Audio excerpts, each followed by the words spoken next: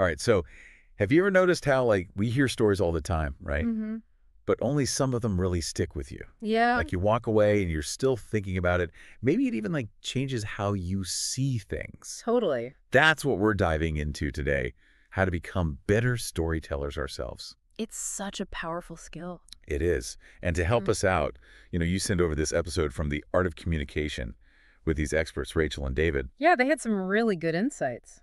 They did, and one thing that really struck me was how they were saying it's not just some, like, magical talent you either have or you don't. Right. It's like there's actually a science to it. There is. And, our brains are literally wired to remember stories way more than just facts. Oh, totally. Think about, like, if you're sitting through a presentation, right? Yeah. Are you going to remember all the bullet points? No way. Or are you going to remember that one story the speaker told that really brought those points to life? Yeah. Exactly. And that's because when we hear a story, especially a personal one, our brains release these chemicals like oxytocin, the connection hormone. So it's like it's not just about being entertained. It's actually like creating a bond with the listener. It's powerful stuff. And one of the things Rachel and David talked about was this idea of structure. Okay, yeah. And they use this analogy of a house. Oh, yeah, I remember that. So imagine your story is like building a house, right? Okay. You need that strong foundation, and that's your relatable premise, something the listener can immediately connect with. Okay, so it's like the once upon a time, but for real life. Exactly. And then you've got the walls, the rooms. Those are all your juicy details, the descriptions, how you build the characters. That's what holds the whole thing together. And just like with a house, if that foundation is shaky, the whole thing falls apart, right?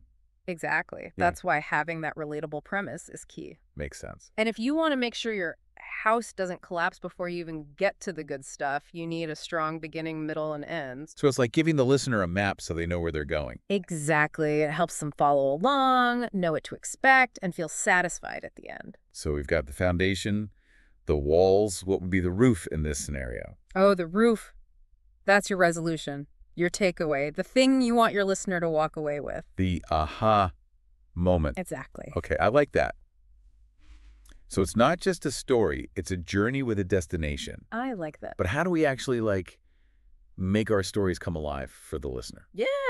Like make them really feel like they're right there with us experiencing it. Well, that's where those vivid descriptions come in, which Rachel and David talked about. Okay. And I think this is where a lot of people get tripped up. We Yeah. tell ourselves these stories in our heads with all these rich details, Right. but then we don't always translate that into our spoken words. So it's like we forget to pack our sensory language. Exactly. I am so guilty of that. Like, it's so easy to just fall back on those, like, generic descriptions. Yeah. Yeah. Like, instead of saying, it was a hot day, we could say, the asphalt was practically melting and the air felt thick enough to swim in. Yes, exactly. And think about it when you're trying to remember something, what pops into your head first? Usually some kind of sensory detail. Exactly. The smell of rain on hot pavement, the sound of your grandparents laughing. Oh my gosh, you're like taking me back to my childhood with that one. See? Those sensory details are powerful. They are. And Rachel and David made another really good point about characters. Right, because stories are all about people. Yeah. Wow. And it doesn't have to be some superhero saving the world. No, it's often those like relatable everyday struggles that really draw us in. Exactly. Because who hasn't had those moments where we doubt ourselves or we have to make a tough choice? All the time. Right. And when we hear about someone else going through something similar, it makes us feel less alone. Totally. And they even said it's not always about happy endings either. Right. Sometimes it's actually like the conflict and the messy stuff that really grabs our attention. Well, think about your favorite books or movies. Are they all sunshine and rainbows? Definitely not. No conflict creates that tension, that what's going to happen next feeling. It's like when you're binge watching a show and you just have to know what happens next. Exactly. So it sounds like we shouldn't shy away from conflict in our own stories, yeah, but rather like lean into it. absolutely embrace those moments of uncertainty or difficulty. Because even if there's not a neat and tidy resolution, there's usually growth or a shift in perspective that comes from those experiences. And that's something we can all relate to. Exactly. And speaking of keeping people engaged, I remember David made a point about pacing that I thought was interesting. Oh, yeah. He was saying it's like creating a rhythm that keeps the listener hooked. Yes. Think about a time you've listened to someone drone on and on, their voice flat. No pauses. The worst. It's tough to stay focused, isn't it? So true, especially these days Right. with so many distractions. Exactly. So how do we get that pacing right? Yeah. What did they suggest? Well, they talked about the importance of knowing when to speed up to build excitement, when to slow down to create suspense, and even when to just stop and let a moment breathe. Ooh. Those pauses can be so powerful. They can. It's like right before something dramatic happens in a movie. Yeah, Silence can say so much. absolutely. And then, of course, there's your tone of voice. Oh, yeah. Think about how you'd tell a funny story versus something more serious or heartfelt. Big difference. The way you deliver those words makes all the difference. It's like adding those vocal inflections to really bring the emotions to life. Exactly. And that actually ties into another crucial point they made: authenticity. Oh, yeah. It's not just about what you say, but how you say it. And honestly, I feel like people can spot a fake a mile away. Oh, yeah. Especially these days, we're so used to like polished, curated content Right. that it's almost like refreshing to hear someone be like really real and genuine. That's why being genuine and true to yourself in your storytelling is so important. Sharing those vulnerable moments, those imperfections, those are the things that make us human. It creates that space for real connection, doesn't That it? does, and it builds trust. Yeah. Which is so important for any story. And something else Rachel and David talked about was how storytelling isn't just about talking at someone. It's a two-way street. Exactly. Right. Great. It's like you're having a conversation. Yeah. They were saying you can practically see the light bulbs going off when someone's really engaged with what you're saying. Yes, exactly. It's about reading the room.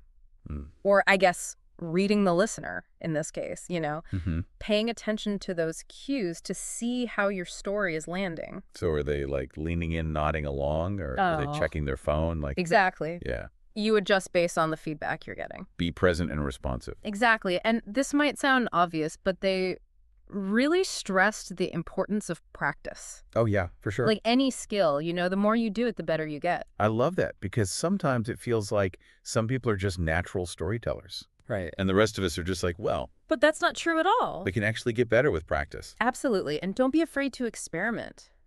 Try telling the same story in a few different ways. See what feels most natural. I like that. So like with those vivid descriptions we were talking about earlier, Yeah. what if we challenged ourselves to like sprinkle those into our everyday conversations I love. just as a way to like practice, Yes. bringing more color to our language? That is such a good challenge. And one of the things that really struck me was how Rachel and David said that everyone has a story to tell. It's so true. You don't have to be a novelist or, a famous speaker or anything like that. Right. Your story is valid just because it's yours. I love that. Yeah. And it's so easy to get caught up in thinking like, oh, my stories aren't interesting enough or whatever. Totally. But that's just like our own insecurities talking, right? It is. And the world needs your stories. We do. Yeah. So as we're wrapping up our deep dive into storytelling, I think that's the question I want to leave everyone with. What's that? What's one story that you've been wanting to share? Ooh. And what's holding you back? I love it. Awesome. Thanks for diving into this with me. Of course, this was fun. Always a good time. All right, everyone. Until next time, happy storytelling.